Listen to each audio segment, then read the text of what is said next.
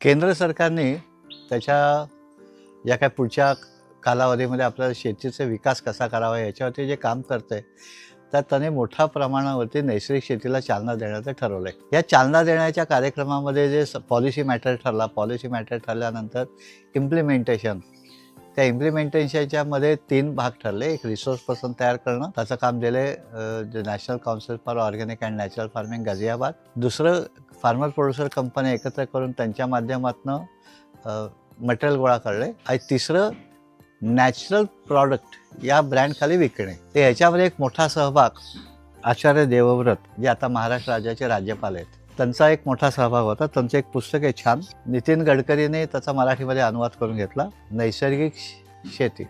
तर हे पुस्तक जे आहे ते पुस्तकामध्ये त्याची माहिती दिली त्यांनी चांगली, की नैसर्गिक शेती म्हणजे काय. याचा मार्गदर्शक पाळेकर गुरुजी आहेत. आणि आचार्य देवव्रत जवळजवळ 200 एकरपेक्षा जास्त जमिनीवरती त्यांनी गेले कैक वर्ष हे काम करतात. तर त्या स्वतःचा अभ्यास आणि राजकारणातल्या सरकारची पॉलिसी मॅटर काय आहे ह्याच्यावरती ते अभ्यास असल्यामुळे या पुस्तकाला महत्त्व खूप आहे. जरूर वाचा.